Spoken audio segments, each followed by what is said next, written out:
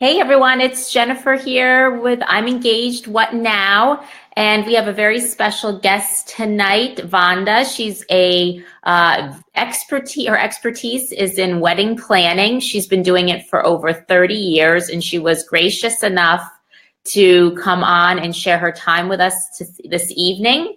I hope you guys can see us both. Maybe give us a thumbs up or type something in the comments so I know you are watching. I'm sure it's going to take you a little bit of time to get on, so we'll give you a few moments. But it looks like we actually do have a couple of viewers. I can see two people that popped on.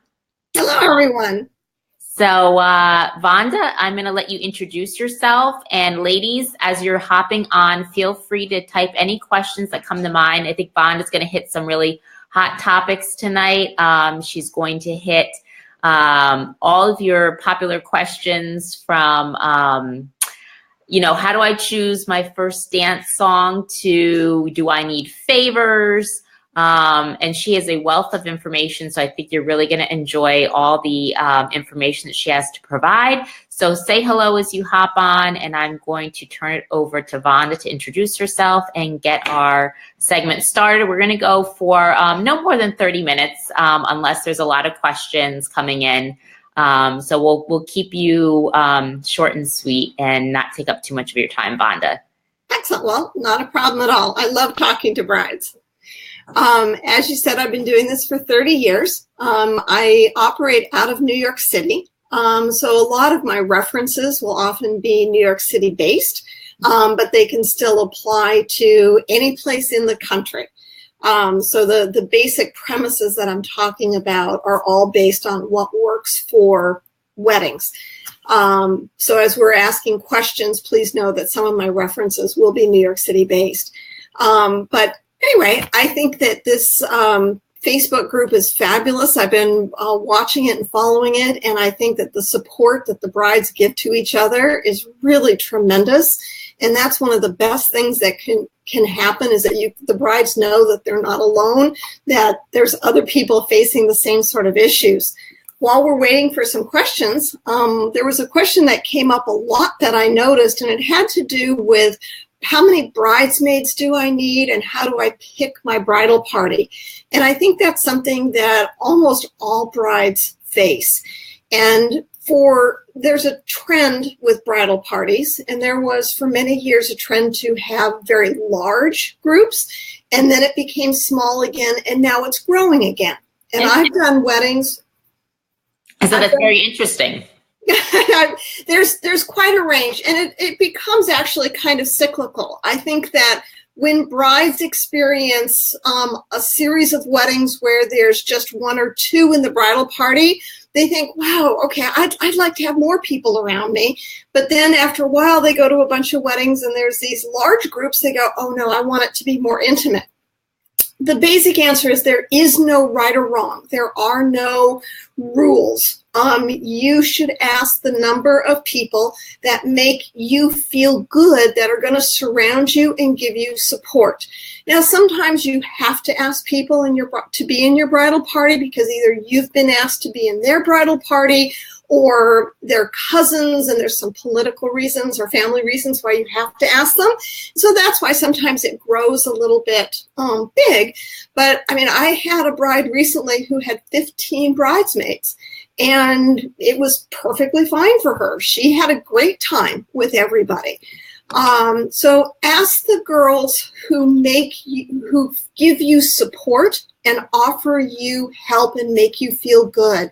And even if that does include some political people, because in the long run, that will make you feel good. I think it's important to know that with weddings, it isn't just that wedding day. You're combining and creating a new family, and you're going to be having Thanksgivings and holidays for many years to come. So sometimes those politics become very important. And I'm sorry, did you say that you recently heard of a bridal party that had 15 in it? The largest one I ever had 18. Oh my gosh, I can't imagine. I had two of my best friends that I went to school with, kind of grew up with. And I knew right away that those were the two that I was going to choose. So I lucked out. It was very easy for me. But I cannot imagine having that many people. Wow. Well, I think that in a lot of the weddings where you do have really large groups, there's very little that's asked of the group other than to sort of show up on the wedding day. That's a good point. And so it's not as if the bride needs to manage a group of workers. I think that sometimes problems happen within wedding parties because you feel as though it does need to be a group work party. And then the bridesmaids start feeling taken advantage of, and then they start getting passive aggressive. And that's when you start seeing all of these problems about, well, she doesn't want to be my bridesmaid anymore. And I think the reality is that you ask people to be in your bridal party, to stand next to you at the ceremony and support you in this very public announcement of your wedding and this commitment. And those people are there to offer that support. Beyond that, they're not there to be your wedding elves, for example. Well, and I think that's why we have people like you. We have wedding planners, and we have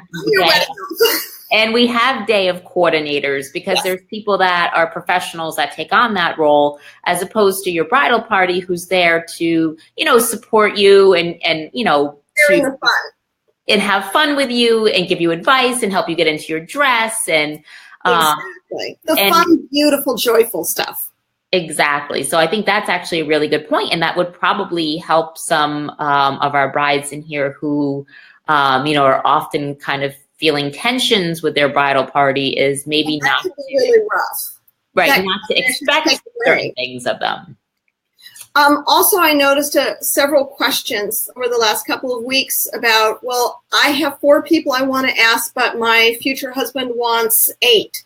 You don't have to have the same number. I very often have different numbers between the boys and girls. So don't feel as though just because your fiance wants to have 6 that you have to have 6. You could have 2, he could have 6, you could have 10, he could have 4. It doesn't have to be balanced. And in terms of the procession, depending upon how the officiant is orchestrating it, you can either have the men come in single file and the women come in, or you can do pairs going down the aisle where the maid of honor might walk by herself, or she might walk with, or one of the bridesmaids might walk with 2 men, or one man might walk with 2 women. So you don't have to have the strict rule of man and woman. You can mix it up a little bit. In Vanda, we actually had that. We had my husband had a best man, and that's, he had just had one of his brothers standing up for him, and I had my 2 best friends. I could care less that it was uneven. They walked single file. Those were the people that we wanted there, and those were the people that supported us. And, I could care less that they weren't paired up evenly. I know some people are super OCD, and I know my mother was like, oh my gosh, what do you mean you're not having, 2 and 2? And I was like, who cares? Like who, we want those people there. And, they said yes, and they showed up, and they, were in it 110% and supported us. So I think that's all that matters at the end of the day, is what I'm trying to say. Group around you, and that is wonderful, as it should be. I do have one question. I'm not sure if you could see it, but I'm going to read it off to you. The poster says that they have a question about moving their date from 2 years to 5 months from now. So that's quite a jump. So I've done that one, not quite that big of a difference, but I did that once where we moved up the wedding. We had about 3 months to plan instead of a year. Sometimes life gives you that hurdle or that challenge. Yep. So maybe you can just give her some advice on at least where to start. Well, the most important, there's a couple of really important pieces. And first is that obviously the only thing that's actually mandatory for your wedding is your officiant, a marriage license, and the bride and groom. Everything else is gravy. But the next most important piece is the group of people that are going to be with you at the wedding.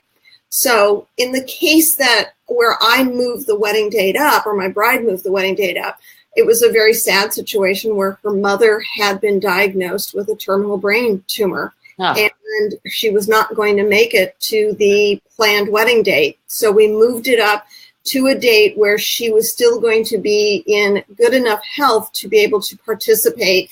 And that was the only thing that was really important in that moment. What then happened was, because all of her family and close friends had the original date in mind, so she just sent out a massive set of emails to everyone that was on her, her main guest list, and said, due to, a family health issue, we're moving the wedding up to this date. We hope you can make it. Please put it on your calendars. So then once everyone was informed about the date, then you just begin, setting up everything, where you're obviously going through all of the normal activities of planning the wedding. You're just doing it in a more condensed time frame. Sometimes that can actually be a blessing in disguise, because it has a tendency, if you have less time, you focus on what's more important, as opposed to some of the things that can actually trip brides up, and you sort of spend time spinning your wheels working on things that aren't as important as other things. So the fastest I ever did a wedding was in 3 months, and it was fabulous. There was no issue whatsoever. In some cases, we had to throw a little bit of money to get things done faster. Right. But you also, if you're willing to do the work, and you're not willing, and because you can't pay people, that just means you lose a little bit of sleep. And maybe you have a little bit more simpler of a wedding. Maybe if you were going to have, a more elaborate wedding, maybe you tone it down a little bit. Maybe you have a smaller guest list. Well, I think that the things that are tripping up most brides these days, and again, everyone will have an opinion upon this. This is just my observation. Mm-hmm. Right now, there's a lot of individuality in weddings, which is an amazing, fabulous, wonderful thing. But I think it's almost starting to get a little bit out of control, in that everybody wants customized wine glasses, customized coasters, individualized straws that have name tags on them. Everything is becoming very individualized. And that can be a really wonderful thing, in that it brings a lot of the couple into the day, which is perfect, but it also requires a great deal of work and organization, particularly on the day of, because with a wedding, you're doing it all what I refer to as game day. It's not like you have a theater and you're setting it up and you can do rehearsals and then you just show up and the stage is set and you're doing what you've already rehearsed. You're doing it for the first time the day of, and you're setting it up that day and breaking it down that day. So it adds a lot of stress when you start layering all these individuality pieces to it. So I think that there are things that make the wedding very special and unique to the couple because they reflect who the couple is. But I also think that it can get overwhelming, particularly for the brides that are on budgets, and therefore they're doing all that work themselves. And it's beautiful work and it's really impressive, but it can really weigh you down and cause you a lot of tension, and then it takes away from the day and what the bride ultimately wants, which is a beautiful, joyful wedding. We have a few more questions coming in. If you don't mind, I'm going to read them off to you. Someone is asking, what are some important questions to ask when calling hotels and reserving the room blocks? Room blocks. Those are a tricky piece. And that's an excellent question as more and more people are traveling to weddings. First of all, you obviously want to be absolutely sure that you've got a guaranteed price for your group. Sometimes room blocks are complimentary Sometimes there is a financial tie to them. So if you are talking to a hotel and you say, I would like to set up a room block of 10 rooms for these dates, guests will be checking in on the 21st, staying the 22nd, checking out the 23rd. What is the price per night? And again, remember that there's always what I refer to as a plus plus, so that if they give you a price of $150 per night, there's also going to be taxes and some administration fees that are added on to that. So just always keep in mind that your quoted price always has a little bit of extra. And you want to make sure that the guests can call in and book their own rooms and pay directly. You are not financially responsible for any of those 10 rooms, because sometimes hotels will say, yes, we'll set up a block, we'll reserve 10 rooms for you. And then you find out that you're responsible for 80% of the total block cost of the block of rooms. And instead of reserving 10 rooms, you actually only reserve 5.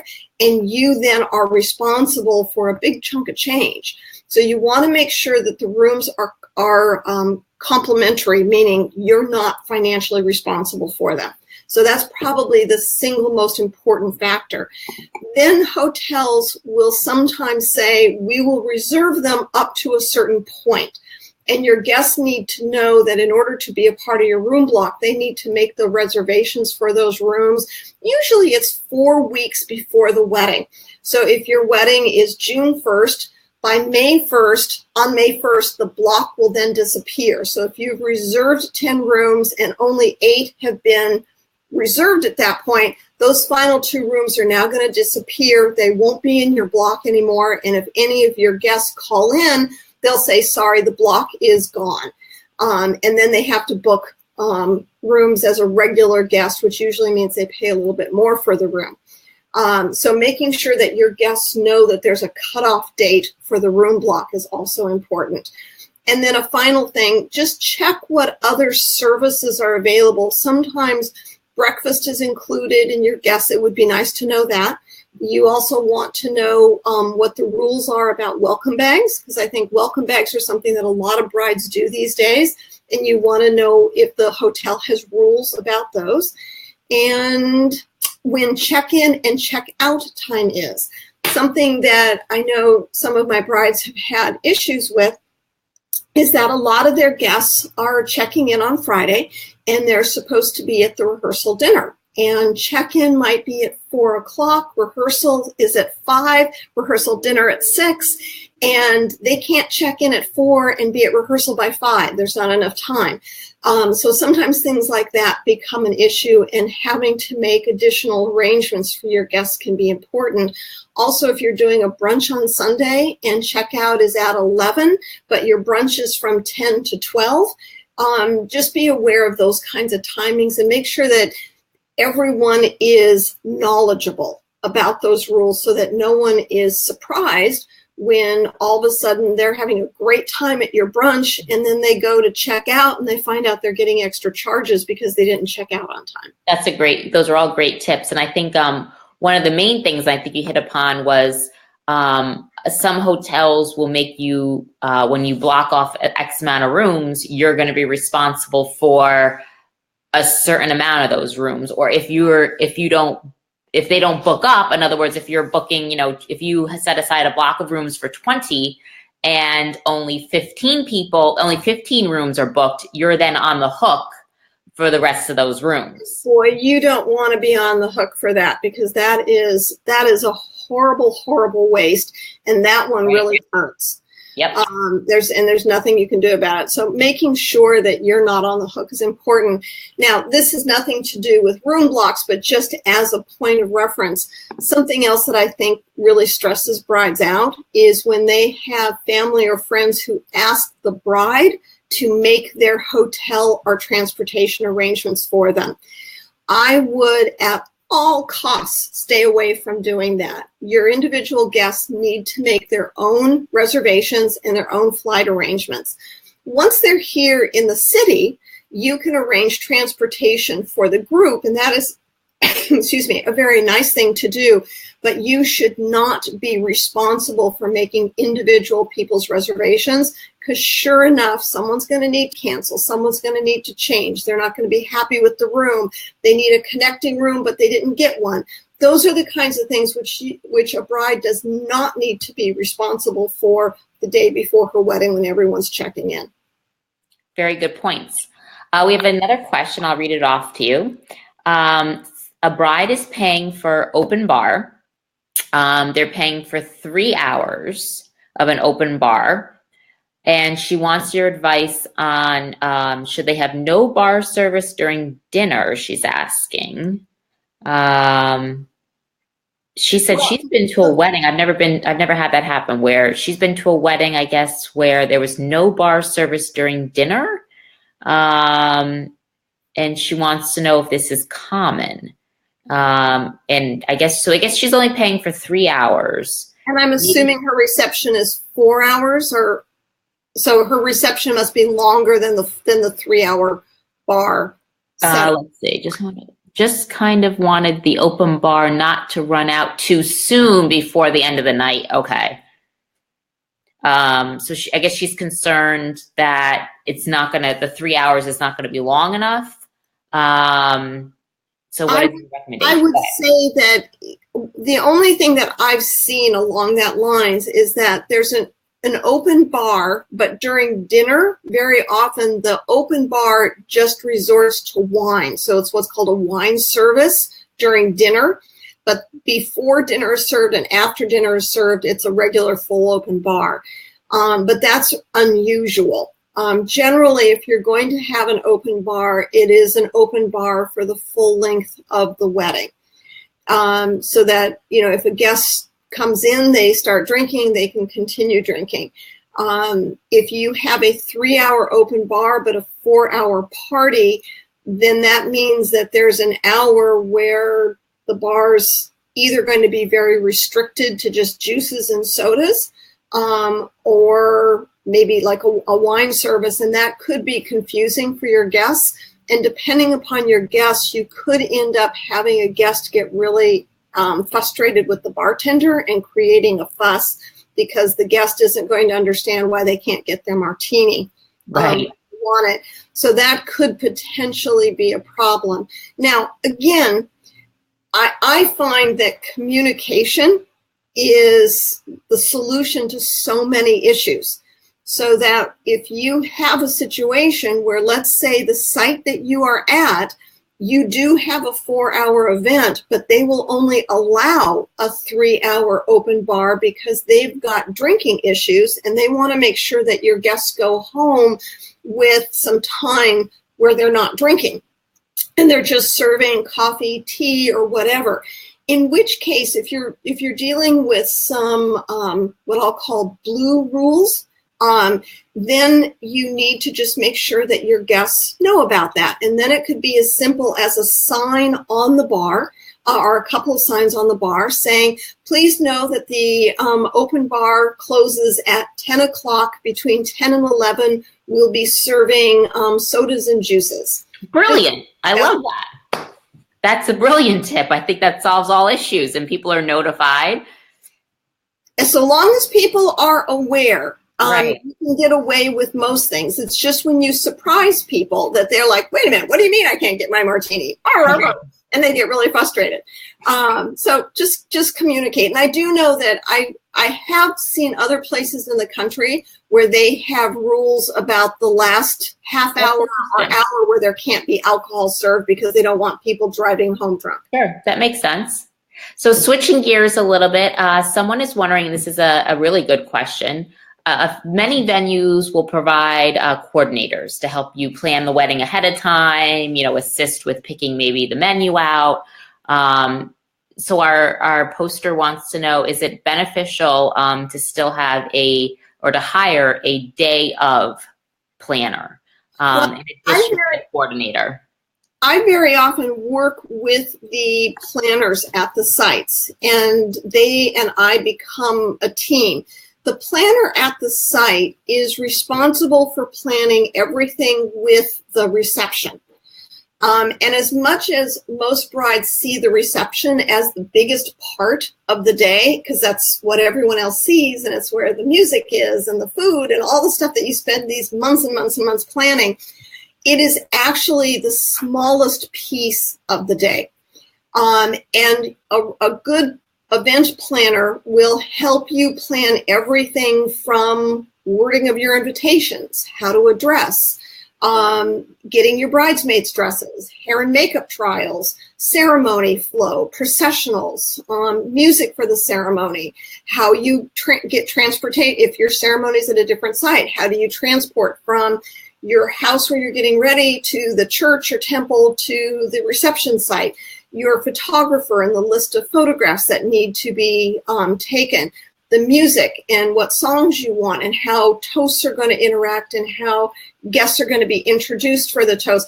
These are all things that are really, really important to the proper flow of the day and for your bride's sanity, but they don't have anything to do with the flow of the kitchen and the dinner, which is what the event planner at the site is going to help you with. Now, the event planner at the site is really important, and they do a very, very, very important job. And I work with them all the time, and I can't do my job without them. But they're not going to sit there and figure out your hair and makeup appointments. They're not going to talk to you about processional music or how to get your grandmother into the family pictures. So there is a whole slew of wedding issues that they don't have anything to do with. Okay, great answer. We have one more question. And this, I see this question a lot in the group. How soon should invitations be sent out? This bride is getting married August 18th. And she is thinking about sending her invitations out the first week of June. But there seems to be some conflict between her mom and grandmother, who's saying that's too soon and they're afraid people might forget. Oh my goodness. Well, rule of thumb, if we go by Emily Post, who is the sort of the etiquette expert. Good old Emily Post. Emily Post. Wedding invitations should go out 8 weeks in advance. Now, I don't have a calendar in front of me, so I can't backtrack on the calendar, but 8 weeks in advance is Emily Post. Today, however, most of my brides are sending them out 10 weeks in advance because so many guests have to travel. The days of getting married where everyone's in the neighborhood or belong to the same sort of church or temple is very rare these days, and you have a lot of family that have to travel and make plans. So giving people a little bit longer lead time is often helpful. So I very often have brides send out 10 weeks in advance.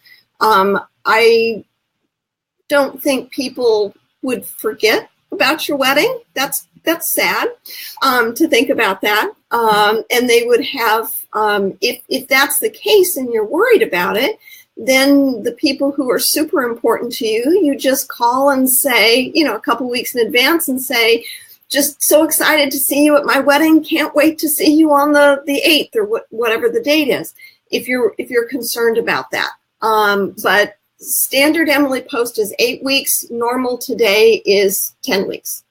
Perfect. Thank you. We have another question. She wants to know how she prevents people from showing up that she doesn't want coming.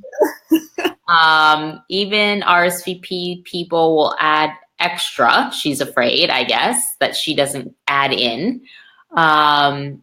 Let's see. How do you handle that? Do you ask them politely to leave? They don't have a seat. She said I got recommended an invitation only, but I'm not sure that would work. I'm not sure what you mean by that. I assume what she means is somehow putting on the invitation, by invitation only. I think part of this. Oh, I gotcha. Yes. I'm assuming that's what she means. Mm-hmm. I think that this is a problem depending upon where you are in the country. Like, for example, I did a wedding several years ago where the bride's family had grown up in China. And the bride's father still lived in China and was coming over for the wedding. It was a really big deal. And a lot of their guests were Chinese. And although some of them were in America, we had a lot of people who still very culturally lived a very Chinese life. Mm-hmm. And in China, it is actually an honor to the bride and groom to bring additional people with you. Oh, you're kidding. Nope, it's dead serious. I didn't know this until we had about 10 people show up, and they had extra guests with them. And it was truly meant as an honor to the bride and groom that these guests felt so strongly about the couple that they wanted to share the couple's joy with their friends. And in China, this happens all the time. It's built into the system. Everyone knows how to handle it. We had a very small space. We had seated meals. We had no room. We ended up putting a table in front of the kitchen door. We didn't have a centerpiece for it. Luckily, we could get a tablecloth that sort of looked pretty good with the table. So we snuck it in, but it wasn't comfortable. It wasn't pretty. But I learned a good lesson with that. And this was many years ago. And part of it has to do with culturally where you grew up and what the customs of that area are. And those need to be respected. And if you come from an area, or your fiance's family comes from an area where it's more informal and people just come because it's fun, it's like, wow, we heard you're getting married, yay!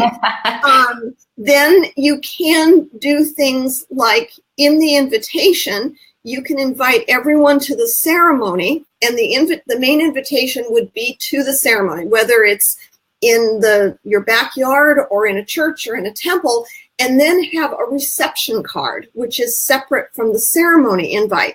And the reception card could make it very clear that this is a sit down by invitation only. Please RSVP for the people who have been invited. And you can make it very clear that it is by invitation only. But because the language is a little bit bulkier, for lack of better words, I would then separate the invitation for the ceremony with a reception card and have two different pieces. And that is interesting. So on the reception card, you would put, by invitation only, please RSVP the amount of guests or something to that effect. I'm sort of blanking on what the right wording would be, mm-hmm. but you would indicate that it is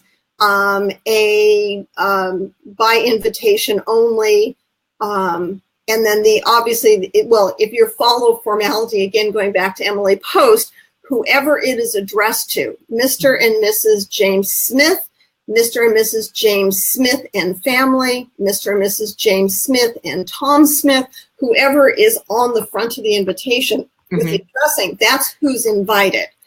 And supposedly no one else. But there are some people who don't get it or don't understand that, or just because they've grown up in an area that doesn't follow that rule, they would just think it's perfectly acceptable and normal to bring a buddy. And if they do you just try and find a seat? Yeah, there's, in that case, hopefully there will be, whether it is unfortunately, hopefully it wouldn't have to be the bride, but someone would have to say, oh my gosh, we are a sit-down dinner. We weren't expecting you. Let me see what we can do. We only thought, Tom, you were coming. We didn't realize you were bringing somebody. Right. And in that becomes uncomfortable and awkward. But one of the things that I think, just as a general rule of thumb with weddings, is that anytime there is an awkwardness, dealing with it directly, immediately, and clearly is the only way to get out of it. And what's fair. A groomsman misbehaving, or somebody who doesn't like a dress, or a guest that doesn't understand, you trying to dance around the issue just gets you in trouble. Be direct and clear and right away. Otherwise, it's going to build up in the bride and she starts seething. Great tips. Thank you. One last question, and then we'll start to wrap up because we are getting on to the half-hour mark here. Well, these are great questions. Yeah, we've had a great time and great information and very clearly articulated by you, Vanda. Oh, well, thank you. So the last question is, who is typically invited to the rehearsal dinner other than obviously the bridal party? Basically, anybody walking down the aisle is your core group. So that means that sometimes grandparents, if they're in the processional, or readers, people who are participating in the ceremony that need to understand where they're supposed to sit, how they go up to the front, how their readings happen, where they stand, etc. Now, in addition to that, you then sometimes have the question of, well, my maid of honor has her fiance, does he come too? Once you go beyond your core group of who is in the wedding and participating in the wedding, then it's really up to your numbers and what you can allow for as to who else you invite. And if you have a really small bridal party, then sometimes, maybe you have 5 siblings and only one of them is in the bridal party, but you probably want to invite the other siblings to participate in the rehearsal dinner. So it becomes a little bit of an emotional question as to what's right for. As I said, we had a very small bridal party, so we actually extended our rehearsal dinner to some of our close relatives that were coming from out of state. I don't know if people typically do that, but we decided that as kind of a thank you for them traveling. As I said, that happens a lot these days. We were fortunate enough where, as I said, we had a very small bridal party, so there wasn't going to be a lot of people there to begin with. So we figured, let's extend it to some very close family members that were traveling. Something else that I've done several times is sort of along that same line is we'd have a very small rehearsal dinner and then open it up for drinks and dessert to everyone from out of town. So you don't necessarily have a big group for the dinner itself, but then you invite everyone from out of town so that, just like you said, if they've gone through the trouble of traveling, which is really wonderful, you are then welcoming them and inviting them and making them feel welcome. Great. Oh, and actually, this is a really good question, and it spins off of the last question. Should you have the officiant at your rehearsal dinner? That depends upon whether he or she is a friend of the family or just a hired officiant. If it is someone who's just a hired officiant for the day, the answer is no. If it is a friend of the family, your priest or your minister or rabbi who you've grown up with and known for forever, then yes, invite them to dinner. Perfect.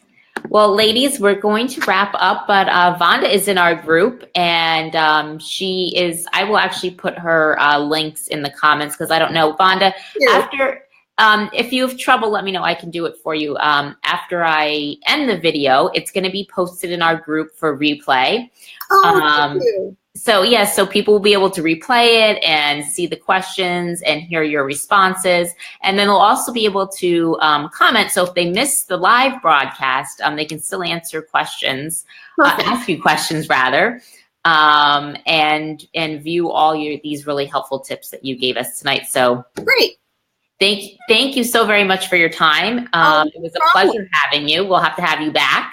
I love it. So again, look for this video in the group. I'm going to post it as soon as we log off here.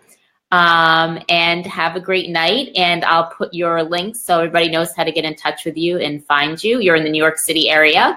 Yep. So any East Coast brides, might be great to work with Vanda. But the YouTube videos, which are kind of the helpful hints, those can be used by anybody, anywhere. Awesome. Thank you. We'll definitely make sure we link that to you. Excellent. All right. Thank you so much. Have a great night. Bye-bye.